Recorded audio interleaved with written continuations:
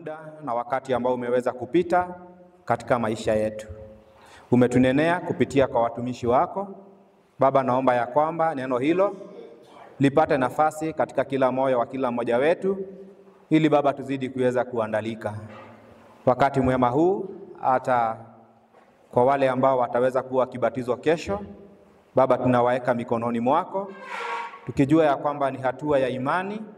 Anajua ya kwamba adui wa mioyo afurahishwi na jambo lile. Baba, naomba uweze kuwasimamisha katika kweli ya neno lako, wajaze na Roho wako Mtakatifu. Kristo, kaa ndani yao na uzidi kuweza kuwapatia ushindi katika maisha yao.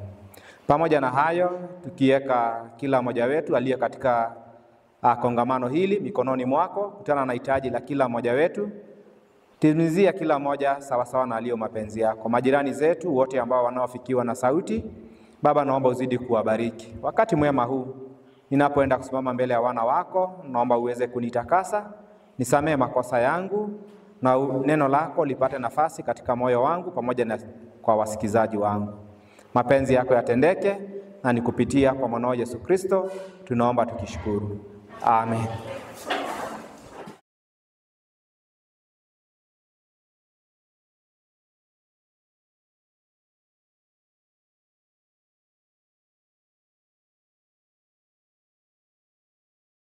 Nashukuru Mungu sana kwa wakati huu na muda huu.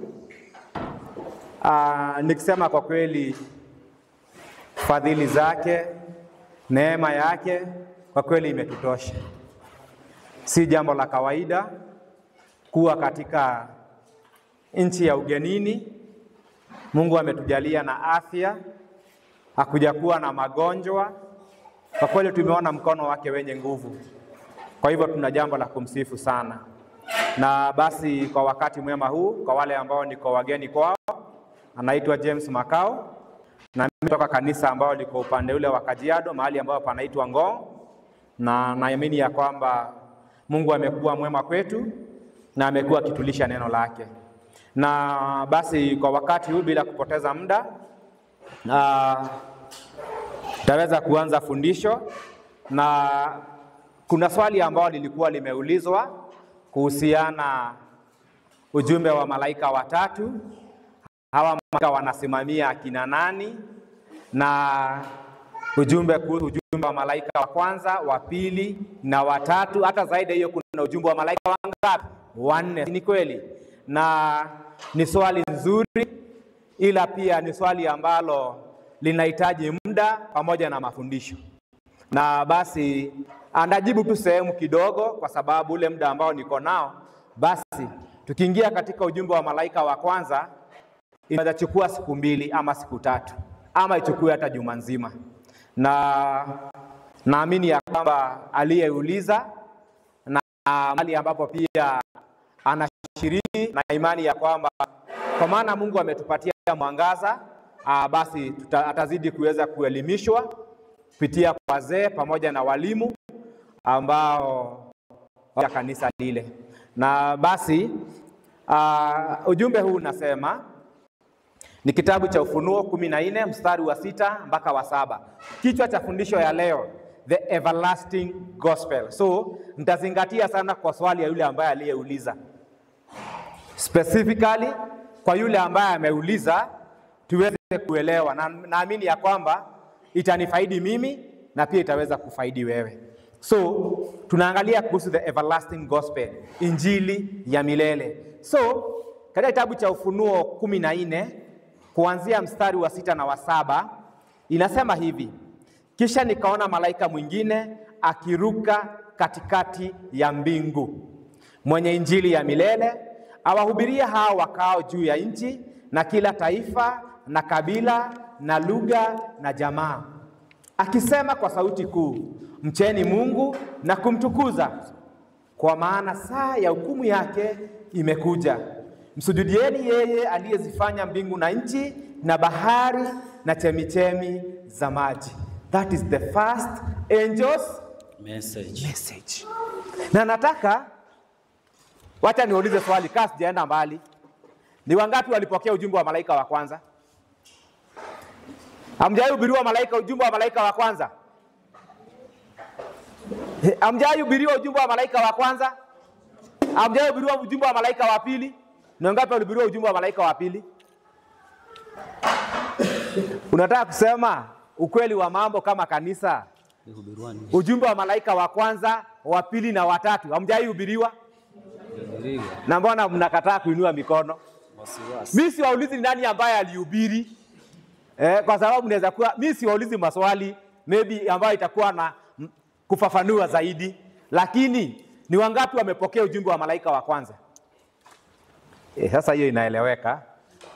Mmepokea ujumbe wa malaika wa kwanza? Mko na uhakika? Mmepokea ujumbe wa malaika wa kwanza?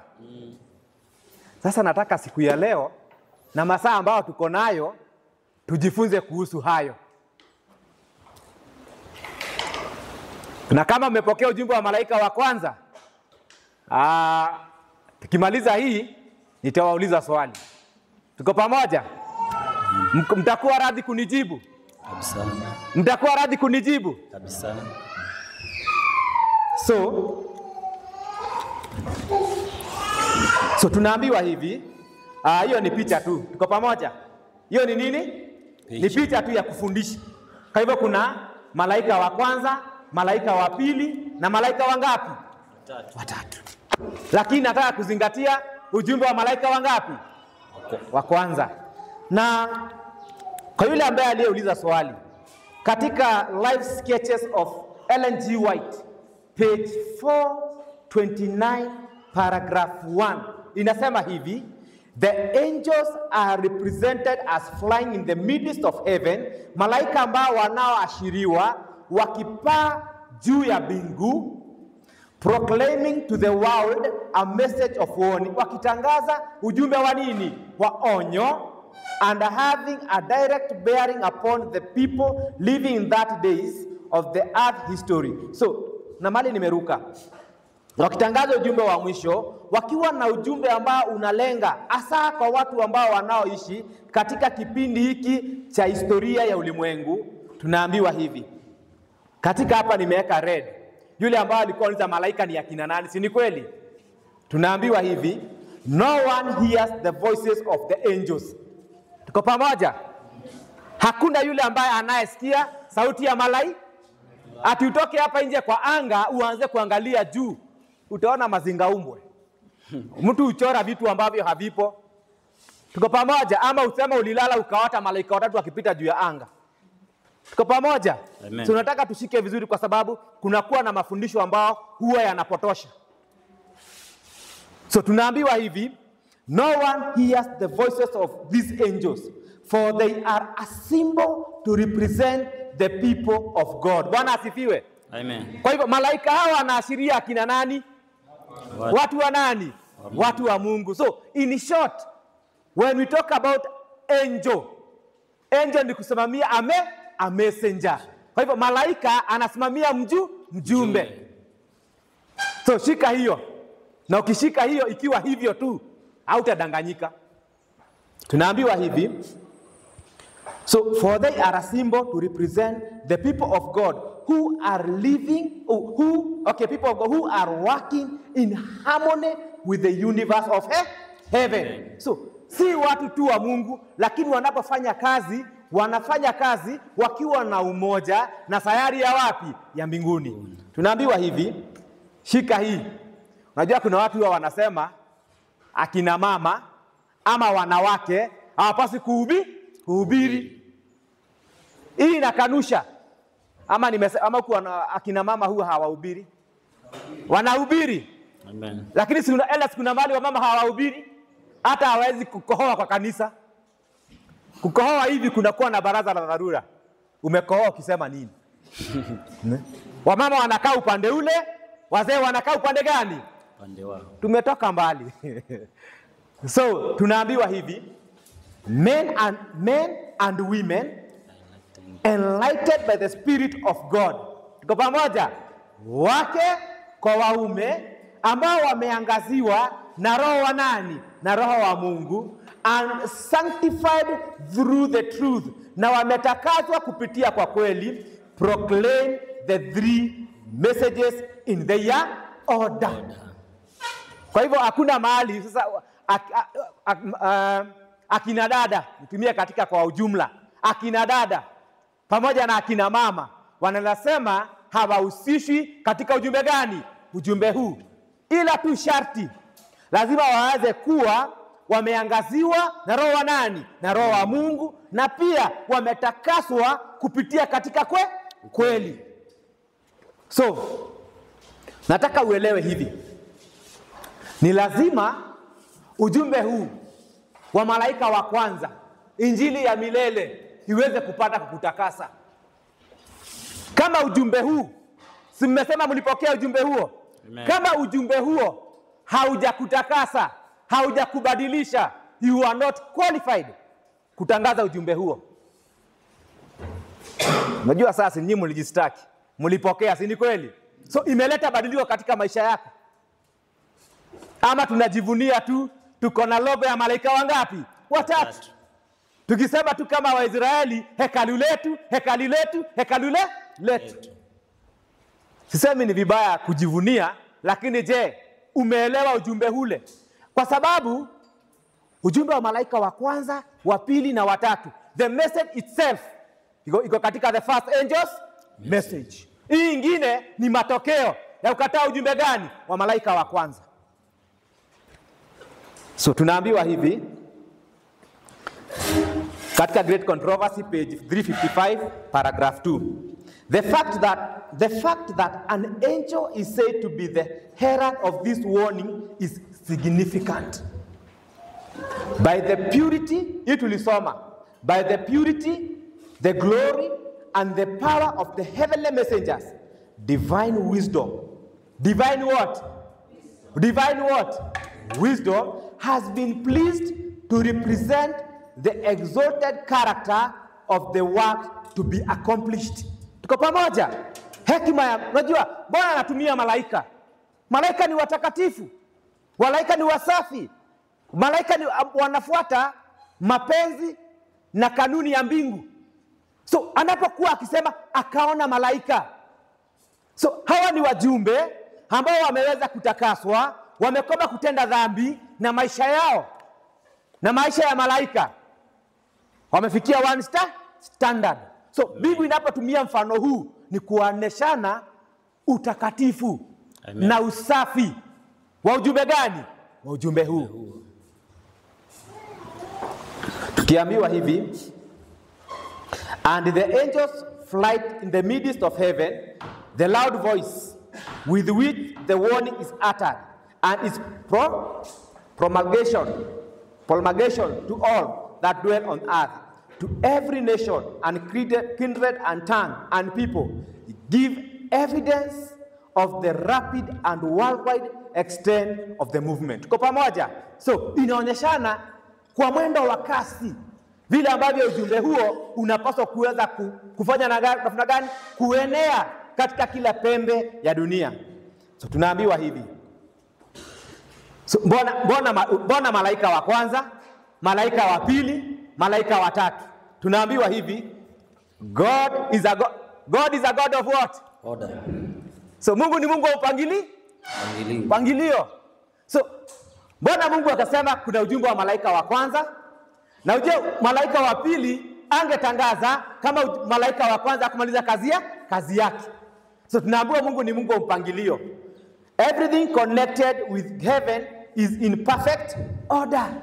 Kitu chochote ambacho kinahusiana na mbingu kina mpangilio mkamilifu. Tunaambiwa hivi, subjection and thorough discipline mark the movements of the angelic host. Success, shika hii, success can only attain and harmonious action. God requires order and system in his work, now not less than in the days of Israelites. So hata katika kupeleka ujumbe huu, Mungu anataka nini? Utaratibu. So tuendelee kidogo. Hii tulisoma na wazaruka. Hii tulisoma katika Ara inaandika page 259 paragraph 1. Pia hii tulisoma, sirudi ile zile tulisoma. Nataka tuende katika kile ambacho nataka tuweze kujifundisha siku ya leo.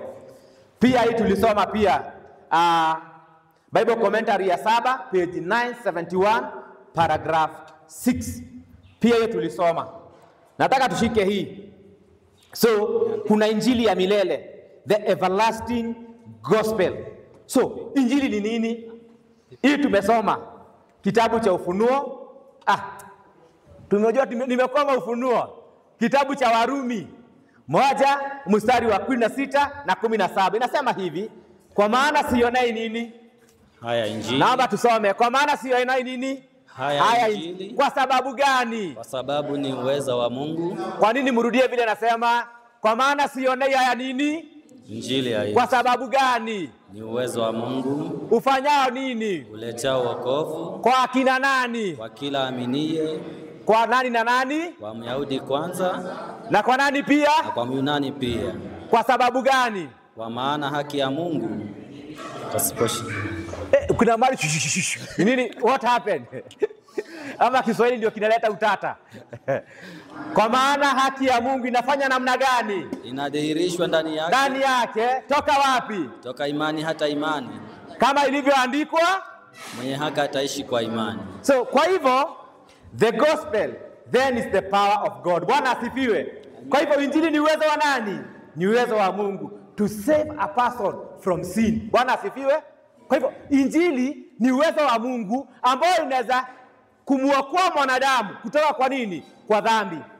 But we are told, lakini tunaambiwa that Jesus is the only one that save us from sin. Bwana asifiwe. Yeah. So kwa sababu gani? Unaposoma kitabu cha kile ambacho kiko pale Mathayo 1:21 tukaambiwa hivi, naye atazaa mwana. Nani anazungumza maneno haya? Malaika. Nani anazungumza maneno haya? Malaika. Na anamwambia nani?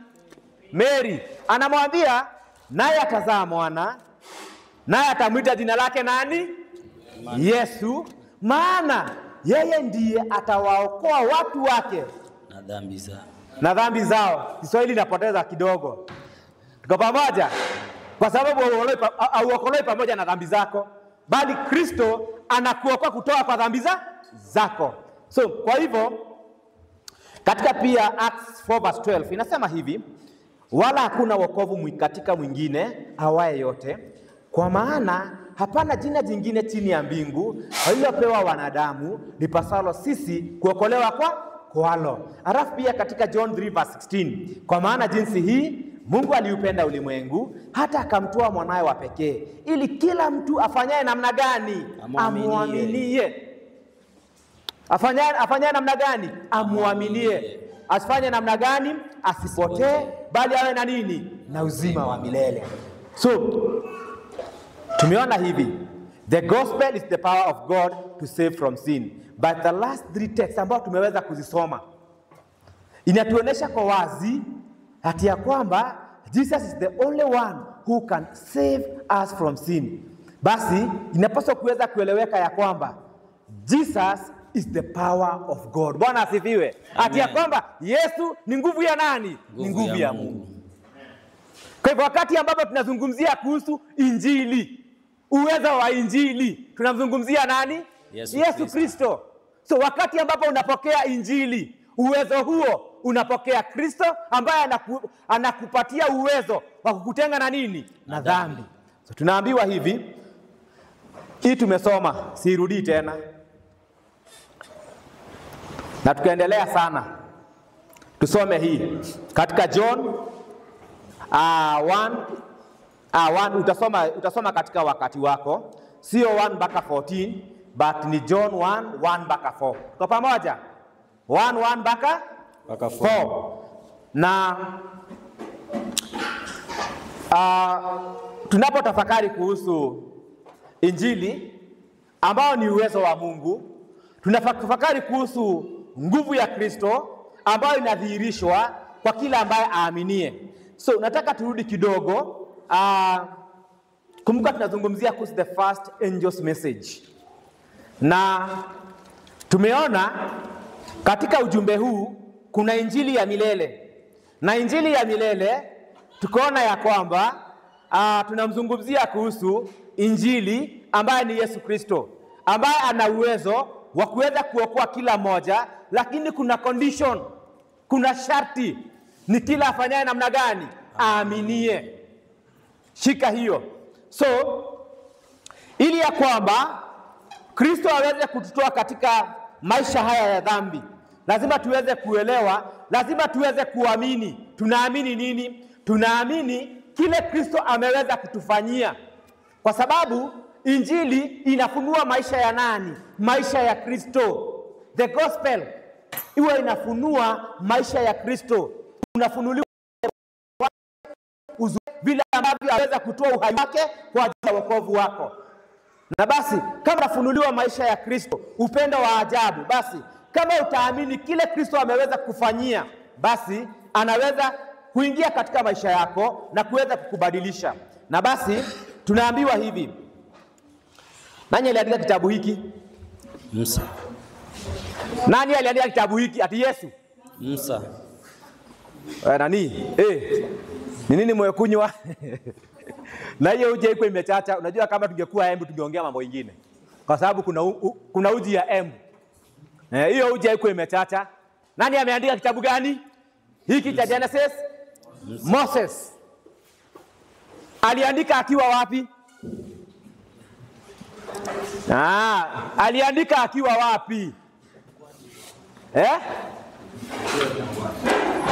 Akiwa jangwani. Aliandika akiwa wapi? Yes, munisaidie. Scholars. We have the scholars here. Jangwani. Kwani nawauzia uoga? Hata modela mali anaweka mic hivi. Hata kidogo. Ndio sauti zisikike sana. Aseme jangwani. So unasikia sauti inaenda namna gani? Namna hii. So kitabu hiki kiliandikwa na Musa. Na mbona Musa akaanza kuandika? Musa akiwa Misri alidhani ya kwamba kwa sababu wajibu wa kufanya namna gani ya kuweza kuwatoa wana wa Israeli kutoka nchi Kanaani kutoka nchi gani? Ya Misri na kuwapeleka nchi ya Kanaani. Musa alijua atafanya kwa uwezo wake. So Mungu anakuja kumpatia wazo fulani. Mbona Mungu akaongojea mzee? Akaongojea kwa miaka hiyo yote. Si mingi. Mpaka Musa anakuja kuandika kitabu hiki. Ni lesoni gani ambao Mungu alitaka kuweza kumfunza? So wakati Musa anaandika kitabu mawazo yake yanafuka na kuona uwezo wa nani? Nguvu za Mungu. Kwa sababu Genesis kitabu hicho huwa kinafunua waumbaji. Ile swali ambayo Mungu alitaka kumfundisha Musa, hata watu walewa katika nchi ya wapi? Misri, si kwa uwezo wako, kwa sababu alijaribu mtu. Si mtu. Na kile kilimfanya akimbie ni kwa sababu alikutana na hivyo wakipigana, mmoja kama unataka kuniua vile ambavyo uliua ule mwingine.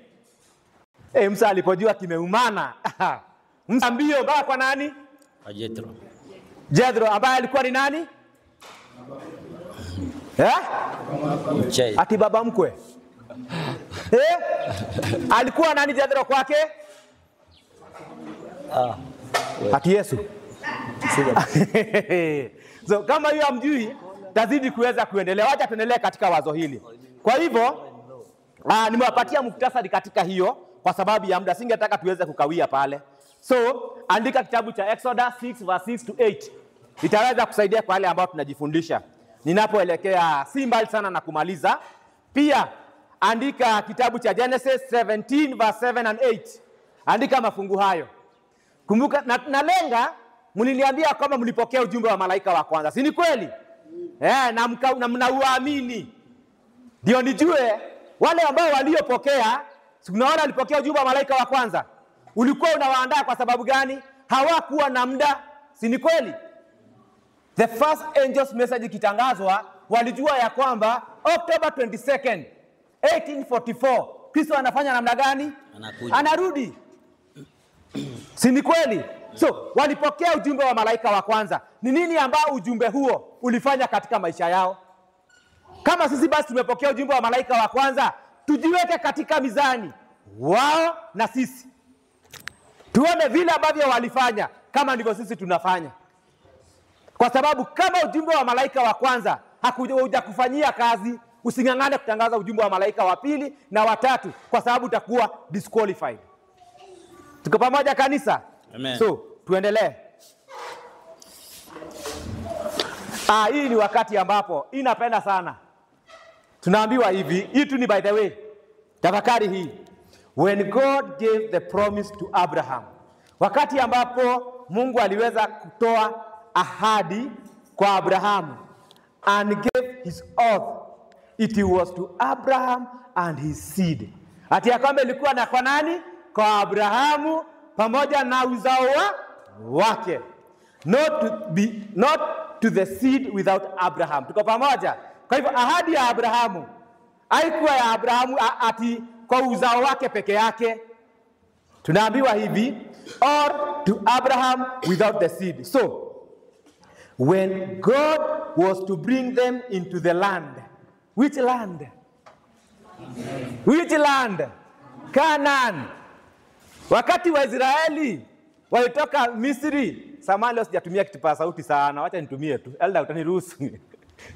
So wakati wa Israeli walitoka Misri wakienda Kanaani, walikuwa pamoja na Abrahamu. Abrahamu alikuwako? Hapana. Tumeambiwa ahadi hii haikuwa ya Waisraeli pasipokuwa na nani? Na Abrahamu. Wala Abrahamu akiwa peke yake. So kuna Kanaani zaidi ya ile ambao walikuwa wanahaidiwa. Tunaambiwa hivi.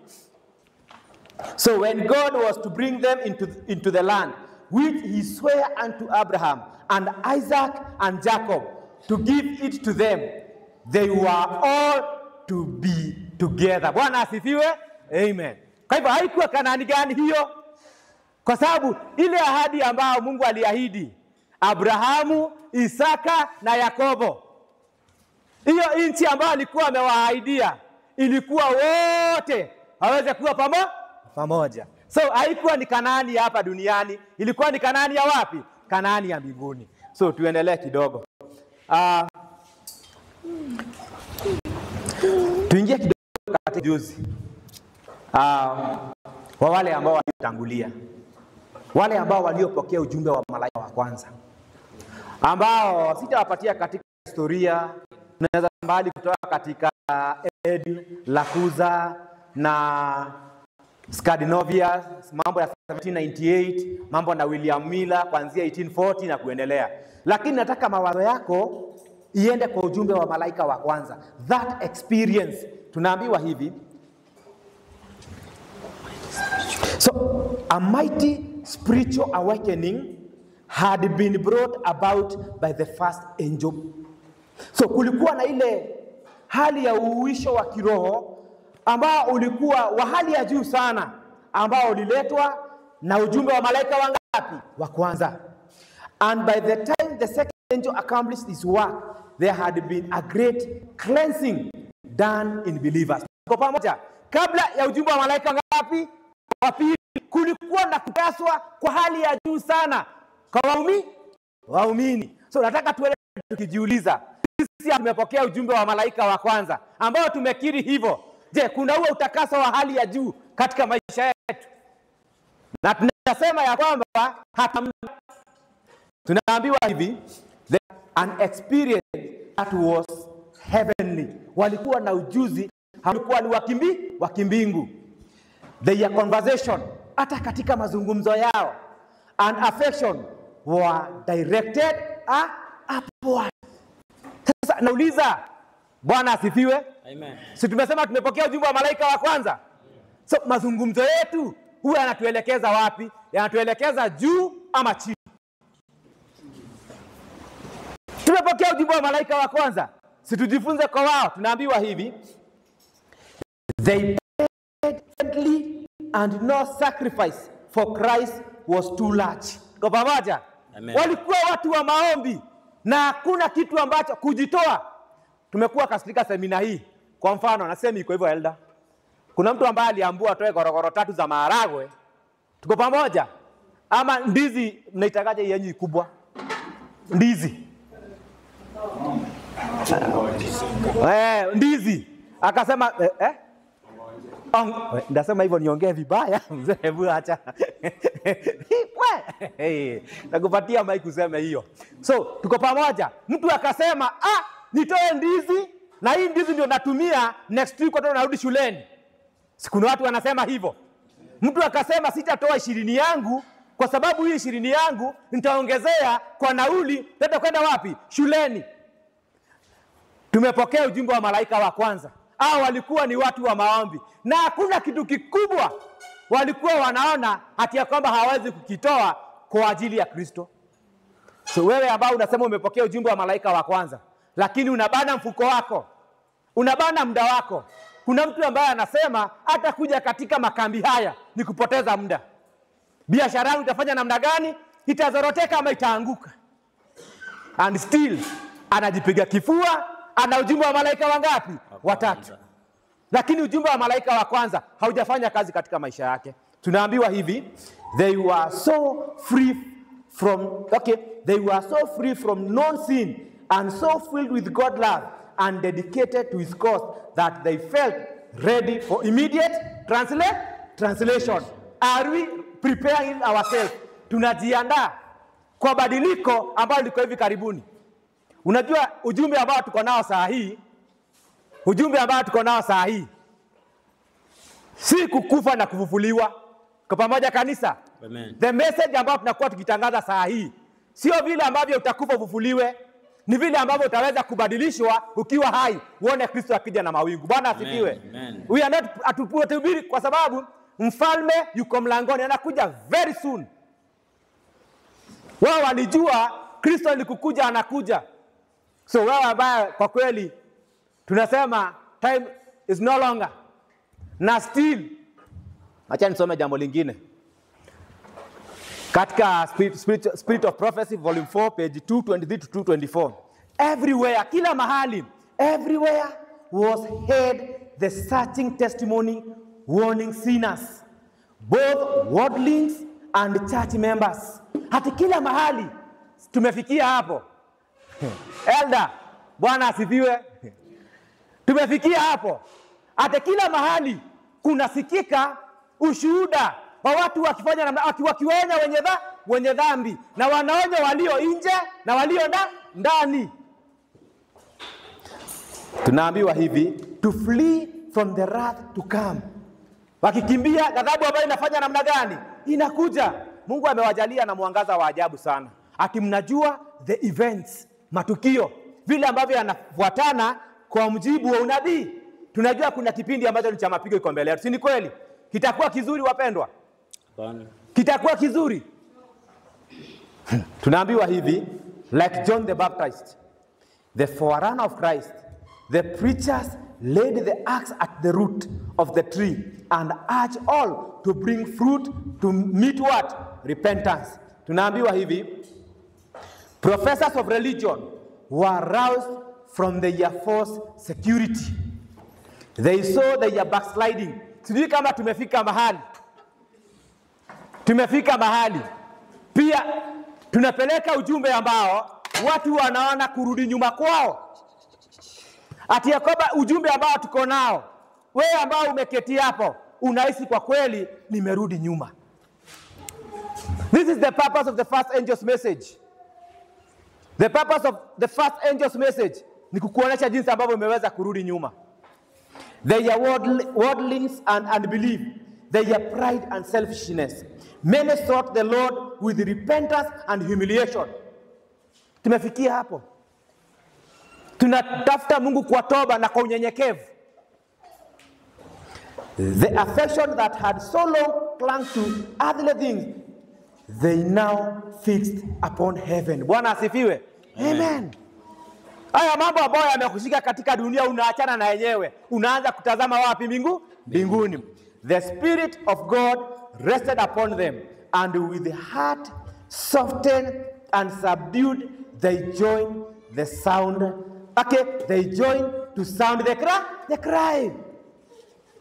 Sisi kama tumefika mahali tumepeleka ujumbe huu mpaka watu ambao mioyo yao imekuwa migumu inaweza kulainishwa, mioyo yao inakuwa imebadilika, na basi wanakuwa wamenyenyekea na wanajiunga pamoja nasi kutangaza kilio kikuu. Fear God and give glory to him. Atimchoni Mungu na kumpatia utukufu. For the hour of his judgment has done what? Has come. Tunaambiwa niko katika the first angel's message. Nataka kila mtu tuko pamoja kanisa. Bwana asifiwe. Amen. Bwana asifiwe. Amen. Nataka tujioji. Sio tunasema ya kwamba tuna ujumbe wa malaika wa kwanza na tusomi kutoka kwao. Nini ambao ujumbe ule uliweza kuwafanyia? Tunaambiwa hivi, sinners inquired with weeping. Tuko pamoja. Sivyo kama kuna wakati ambao umeifika katika maisha yako unahuzunikia dhambi. Tunaambiwa hivi, what must I do to be saved? Sivyo nani amejiuliza swali kama hiyo? Ama unakuaga ukijua kukuja hapa kila Sabato, kukuja katika makambi na semina ni tikiti tosha ya kwenda mbinguni. Lakini haujipelelezi, haujihoji, haujiulizi nini ambao naweza fanya, nifanye namna gani niokolewe?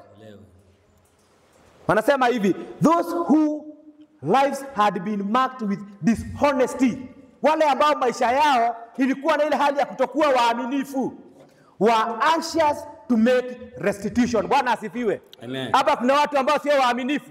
Si wapo? Amen. Sijui ujumbe huu umekufanyia nini? Sijui kama umeona kwa kweli haya maisha restitution kurudisha. All who found peace in Christ long to see others. Tuko pamoja. All who found peace in Christ long to see others share the blessings. Hey, are we ready? Najua tulisoma katika wiki hii. Ukristo wa uongo ni ule ambao unataka kukaa hapa, tufurahie ujumbe mzuri, tuzidi kubarikiwa, lakini hiyo mibaraka ambayo unapokea hauoni umuhimu kuwafikishia wale wengine mibaraka hiyo. Huo sio Ukristo, huo ni ubinafsi. Tunaambiwa hivi, the heart of parents. Hii ni mbaya. Hii ni mbaya. Inasema hivi, the heart of parents were turned to their children. Hii hata sitaongea sana hii. Kwa sababu iko na uzito wake. Ni wakati ambao kama tunadai tuko na ujumbe huo, ni wakati ambao mioyo ya wazazi ielekee kwa watoto wao, and the heart of children to their parents. The barriers of pride the barriers of pride and reserve were swept away. Kuna nini? What are barriers? Vizuizi vya kiburi ambao zimekuwa reserved. Zilifanya namna gani? Ziliweza kuondolewa. Heartfelt confession were made, and the members of the household. Nataka ushike hii. Hata nimeweka mic mali kidogo. Sikiza hii. The members of the household labored for salvation of those who were nearest and dearest. Amen. Huwa tunafanya hivyo. Wewe unaweza furahia ukiwa na ujumbe kiasi hiyo, na unajua anko yako, unajua babu yako, unajua dada yako, unajua mtoto wako. Kwa kweli mahali ambao tunaelekea mtaweza kupoteana milele hata milele. Hamtaonana. Ni juhudi gani ambao unafanya kuweza kumfikia huyo ambao ni mpenda wako? We have husbands, we have wives ambao sio wa imani. Ni jitihada gani ambazo wewe unafanya kwa kweli aweze kupokea mibaraka ambao wewe unaipokea? And we claim we have the first angel's message. And still tunakaa kitako tukisema wakupotea wacha afanye namna gani apotee. Tunaambiwa hivi, often, mara kwa mara, often was heard the sound of earnest intercession. Sijui kama wewe unakaa unasema, oh Mungu wangu, kijana wangu mahali alipo, oh Mungu msaidie. Ama wewe tu unakaanga wakati unataka kupigia mtoto wako simu, ni wakati ambapo unamwambia unajua toka ni stima imeisha. Unajua nataka kusafiri mahali nitumie fare. Hakuna wakati ambapo utaketi na upige magoti uweze kufanya upatanisho kwa ajili ya watoto wako. Uweze kufanya upatanisho kwa ajili ya mume wako. Uweze kupata upatanisho kwa ajili ya marafiki zako. Tunaambiwa hivi, everywhere, kila mahali, was soul in deep anguish pleading with God. Tumefikia hapo. Mahali ambapo itafika kama ni kanisa hili, this is a living temple. Ni hekalu lilo hai. Watu ni kuomba wanaomba, kwa sababu wanaomba wakimlilia Mungu, angalau aguze mioyo ya wapendwa wetu. Tunaambiwa hivi, many restored all night in prayer. Wewe ukiomba dakika 10 unakuwa umemaliza. Wao walikuwa wanakesha usiku mzima wakiomba, wakikesha. Si tu kuna watu wameombea huu mkutano. Sisemi hakuna. Ukute kuna, unajua zamani, kwa sababu mimi nimezaliwa katika Uadventista. Ulikuwa unakuta kuna watu ambao wametengwa, wameweza kujiunga. Kazi yao ni kuombea mkutano huu. Angalau wale ambao wako hapa, hata watoto wetu waweze kupokea neno. Tuko pamoja? Tunakuta kuna wamama ambao wanaomba, kuna wazee wanaomba, kuna vijana wanaomba, ili ya kwamba shetani asiingilie kati, kile ambacho kilikuwa kiweze kukusaidia asikupatie shughuli. Kuna mtu ambao ako hapa lakini hayuko hapa. Si ni kweli? Yuko hapa lakini hayuko hapa. Lakini kama kuna watu ambao wanaomba, wanapeana mkutano huu mikononi mwa Mungu, wanaombea familia zao, kwa hakika maombi iko na nini? Iko na nguvu. Tunaambiwa hivi, for the assurance that their own sin were done what? Were pardoned. Or for the conversion of their relatives, or what? Ni mimi nimeandika. Ama kwa watu wa familia yao, ama na majirani zao. Wao unaombea jirani yako. Ama kila wakati ni kesi. Unajua kama kuna kesi ngumu huku, ni kusogesha mpaka. Kwa pamoja? Ni mambo na mipaka na mashamba. Na baby huyu unajua sisiongee hiyo ni ya vijana. Huyu alikuwa ananyemelea msichana yangu. Unakuta kila wakati ni kikao. Wewe baba, ambia kijana wako awe na adabu. Na akiendelea hivyo, ndampiga panga. Tuko pamoja? Kila wakati ni migogoro. Hauwezi pata nafasi ya kuombea watoto wa jirani yako, kuombea watoto wa majirani ambao uko nao. Angalia, mimi nawaambia, this is the experience of the first angel's message. Akizungumzia kuhusu the second angel's message. We are in the first angel's message ambao tunasema tuko nayo. Lakini tukipimwa katika mizani, tunaonekana tumefanya namna gani? Tumepungua. This is what they did. Na hii ndio tunapaswa pia na sisi tufanye. Tunaambiwa hivi, they honestly determine faith.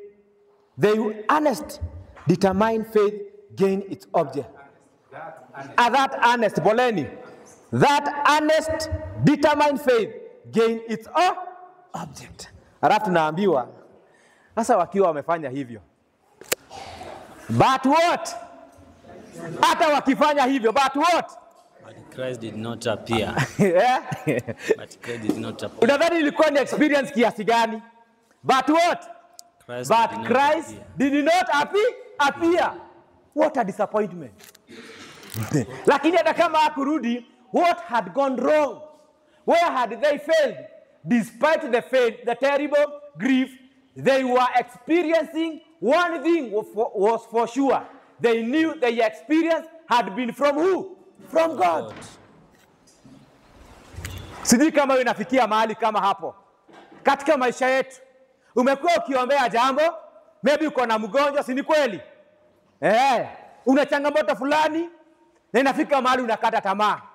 Maybe ulikuwa unaomba apone lakini akafa. Ni wengi huwa wanakata tamaa na kuacha imani. Tuko pamoja? Kwa sababu hawajajua siri ya mateso na kurejoice in tribulation. Tulikuwa naombea wazazi. Baba hakuwa anajisikia vizuri, baba akaaga. Mama akaaga. Mtoto akaaga. Kutoka hapo kwa hapo unaanza kusema aye, mimi ni Mkisii. Lazima kuna mtu alienda kwa mchawi. Ukianzia hapo, ni mfano natoa. Sisi kama Wakamba huwa tunasema Mkamba huwa hakufi bure. Enda kwa wengi, Mkamba ndakusamana. Mkamba hakufi bure. Kwa hivyo lazima nijue nini ambayo imechangia akagonjeka na akafa. Tuko pamoja. Hata kama amegonga na gari, lazima kuwe kuna mtu alikuwa na kijicho, alikuwa na wivu na yeye na ameweza kumuendea mahali fulani. Tuendelee kidogo napoelekea kumalizia. Dada anapokuwa akielezea mambo haya. It is the happiest year of my life. Bwana asifiwe. So it was the happiest year of her life. Je, tunaweza furahia? Bwana asifiwe kanisa. Amen. Bwana asifiwe kanisa. Amen. Je, kama tutafikia hapo, wapendwa, hakuna ujuzi ambao unaweza kuwa wa furaha katika maisha yetu kama kanisa limeweza kupokea uhuisho na matengenezo yaliyo wa kweli. Kanisa ambao liko hai. Kanisa ambao halijakufa. Tunaambiwa hivi. Sijui ni stima ama imekuwa moto.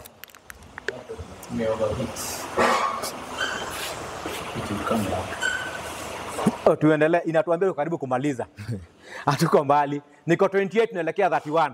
Niko ngapi? 28 naelekea ngapi? 31. So msiwe na hofu. Ikikuja Bwana atukuzwe. Ikataa kukuja Bwana atukuzwe. Si ni sawa? So tunaambiwa nimeruka katika hiyo Great Controversy page 401 paragraph 2. Inasema hivi, it produced everywhere the most deep searching of heart and humiliation of soul before God, before the God of high heaven. It caused a winning of affection from the things of this world, a healing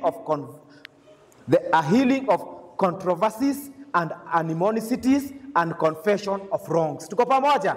So tunaambiwa hivi, breaking down before God, and penitent, broke-hearted, supplication to him for pardon and acceptance. It caused self-abasement and prostration of soul, such as we never before witnessed. Tuko pamoja? Dada anasema ni mambo ambayo hakushuhudia. So metupatia ala. Ninapomalizia, dada yetu anapokuwa akizungumzia that experience, dada yetu anapokuwa akizungumzia that experience of the first angel's message, anasema hivi katika Great Controversy page 401 paragraph 3, of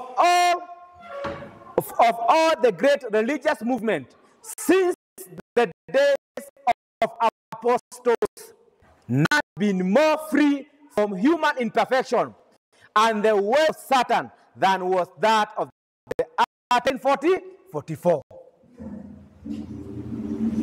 Alafu tunaambiwa hivi, imerudi. Hii ndio tunamalizia na yenyewe. Tunaambiwa hivi, of all the great religious movement since the days of the apostles, none have been more free from human imperfection and the wiles of Satan than was that of the atom of 1844. Even now, after the lapse of nearly half a century, all who share in that movement and who have stood firm upon the platform of truth still feel the holy influence of that blessed work and bear witness that it was of God. So, swali na wauliza, ni wangapi wamepokea ujumbe wa malaika wa kwanza? Kwani kumeendaje? Ni wangapi wamepokea ujumbe wa malaika wa kwanza? Mbona mna mashaka? Nataka kusema hii presentation yote hamjapokea ujumbe wa malaika wa kwanza. Ni wangapi wamepokea ujumbe wa malaika wa kwanza? Ni wangapi wameona wanahitaji uhuisho na matengenezo? Ni wangapi wamejua kwamba tumekuwa tukikiri kile ambacho hatujui? Basi, ombi langu ni ya kwamba the purpose ya kuleta ujumbe huu ni ya kwamba tusiwe tunatangaza kile ambacho hatujui. That is the experience ambayo inapaswa kuwa na watu wa nani? Watu wa Mungu. Na basi, kama basi kwa upendo wa Mungu ambao ameweza kutupenda nao, katika juma hili what we have been receiving is the first angel's message. Kwa sababu without the first angel's message, you cannot proclaim the second angel's message. Kwa hivyo ningeomba ya kwamba Mungu atusaidie, anisaidie pia nami niweze kupokea ujumbe huu na ujuzi huu, ili ya kwamba aweze kunihitimisha kutangaza ujumbe huo na kupiga hatua kutangaza ujumbe wa malaika wa pili, malaika wa tatu na malaika wa nne, the return of the fourth angel's message, ambao ni ujumbe wa kuhesabiwa haki kwa imani. Hawezi tangaza the righteousness of Christ kama the first angel's message ijalete badiliko katika maisha yako. This is the experience in the sanctuary, the most holy place. Na hiyo nilikuwa nasema jana ni kuwa locked kwa pamoja. Without this message, you cannot be locked in the most holy place. So kwa hayo, ule wimbo wangu ambao naupenda 188, na tunapokuwa tukiimba, wale ambao watabatizwa kesho, ningeomba waweze kukuja hapa mbele. Na kama umeona kuna umuhimu wa kuweza kupokea uhuisho na matengenezo katika ujumbe wa malaika wa kwanza, sio mimi naitana, ni Kristo anaitana. Anajua maisha yetu tumekuwa tukiishi maisha ya uongo, tukidai ya kwamba tuna ujumbe wa malaika wa kwanza, lakini maisha yetu na ujumbe ule hazipelekani. Basi ningeomba uweze kusonga mbele, tuungame mbele za Kristo, aweze kutusamehea na atuumbe upya. Tunapokuwa tukitoka hapa katika semina hii, katika makambi haya, tuseme kwa kweli hii juma tumepokea a new experience. Huu mkutano haukuwa wetu, ni Mungu mwenyewe amefanya namna gani? Ameuandaa. Basi 188, mimi napenda hiyo wimbo, inakuwa ni kama sijui, naipenda sana kwa sababu huwa inauniwisha moyo wangu. So chorister, ningeomba uweze kutusaidia ili ya kwamba tuweze kumsifu Mungu kwa wimbo huo. Na kwa hayo mengi na machache, Mungu afanye namna gani? Awabariki. So song number 188, wale ambao wanaobatizwa wakuje, na pia kama ungetaka kuweza kupokea maombi pamoja na elders na wazee wa makanisa, basi karibuni tuweze kuomba pamoja ili ya kwamba Mungu aweze kutupatia nguvu na tuweze kuwa na uwisho na matengenezo yaliyo ya kweli. So song number 188 tunapokuwa tukimalizia session ya wakati huu. Bila damu ya Yesu sing. Wimbi la damu ya Yesu inatutakasa. Aliumia kusudi tupate uzima. Wimbi la damu naingia natakaswa Bwana asifiwe sana. Utakasa damu inasema kwangu, nasikia mvuto, inasema moyo wangu kutakaswa nayo. Wimbi la damu naingia natakaswa Bwana asifiwe sana.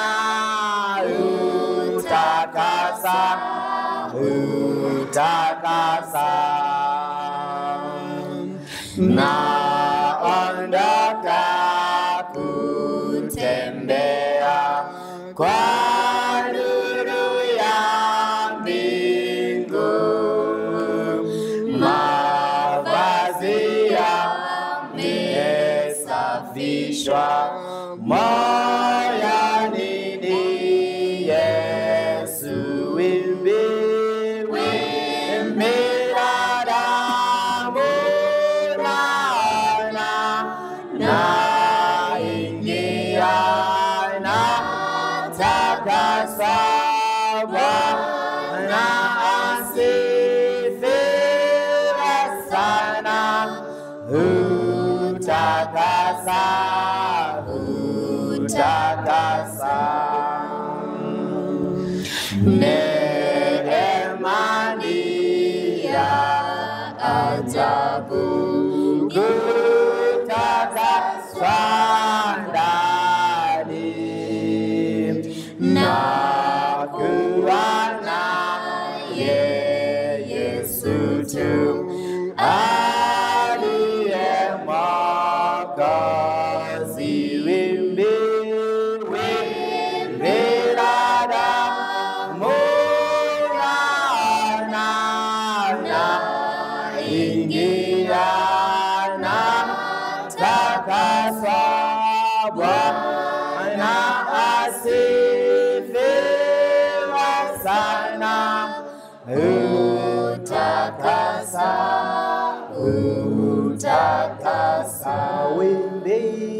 Wimbi la damu naona, naingia natakaswa, Bwana asifiwe sana. Utakasa, utakasa. Bwana asifiwe. Amen. Wimbi la damu naona, naingia, halafu nafanya namna gani? Naingia na hakuna kutoka. Bwana asifiwe. Kwa sababu tuliona hakuna kitu cha hatari kama unaingia unatoka, unaingia unatoka. Hiyo sio wito wetu. Lakini Bwana asifiwe, maana ninapoingia natakaswa. Bwana afanye namna gani? Asifiwe sana, kwa sababu yeye mwenyewe utakasa. Basi kwa wakati mwema huu, Elda utaweza kutuombea pia. Sister Rose ako wapi? Kuna mama Lois ako wapi? Yeah. So tutaweza kuombewa na watu wawili. Elda utaweza kutuombea na pia mama yetu ataweza kutuombea, ili ya kwamba Mungu azidi kutusaidia. Elda, kumbuka wale ambao watabatizwa kesho, na bado wapendwa, nafasi hiko. Kama unataka kubatizwa, usifanye moyo wako kuwa mgumu. Hakuna mtu anajua kesho. Sometimes huwa tunagomea Mungu, lakini Mungu huwa hagomewi. Wakati tunagomea Mungu, unajiweka mikononi mwa shetani. Na kwa kweli shetani amekuwa muuaji tangia mwanzo. So ningeomba tu jitoe kwa Kristo. Si maji yanakubadilisha, si rangi ya maji yanakubadilisha, bali ni hatua ya imani Kristo anakubadilisha. Na basi Elda utaombea wale ambao watabatizwa pia na kongamano, pia mama tuombea wale ambao wameweza kujitoa na pia pamoja na kongamano. Tunyenyekee tupate ombi.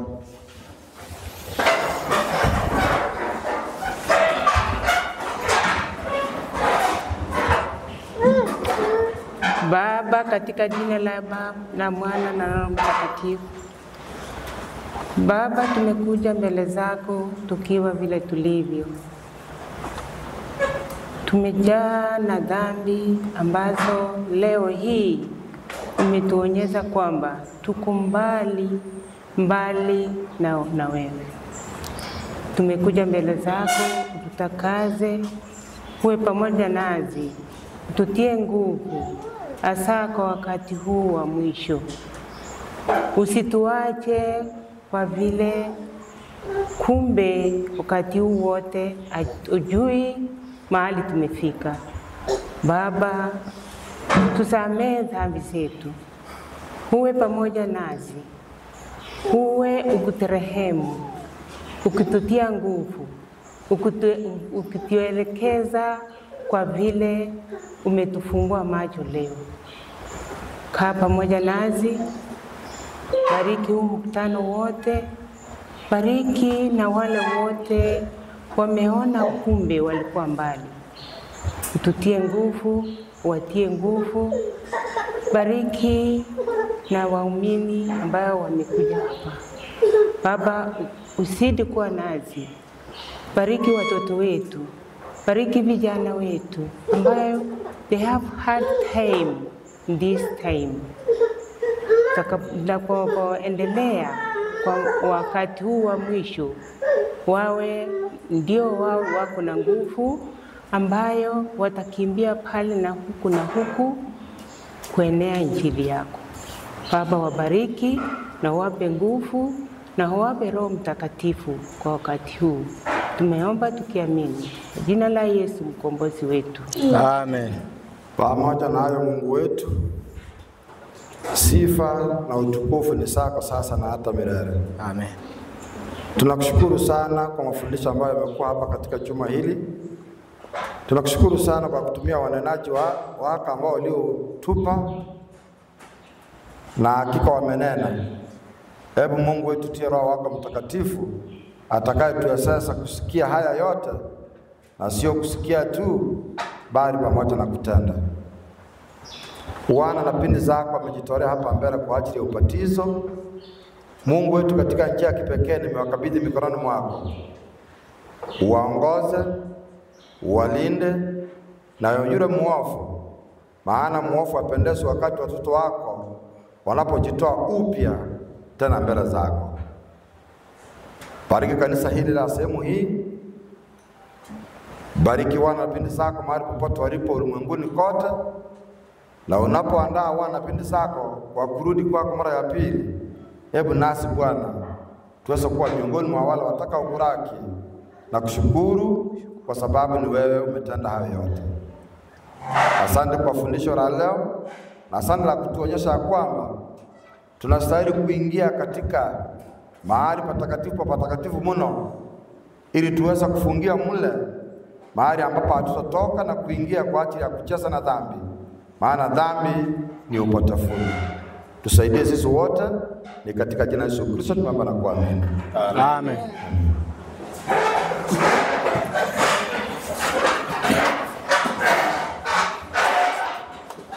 Asanteni na Mungu awabariki.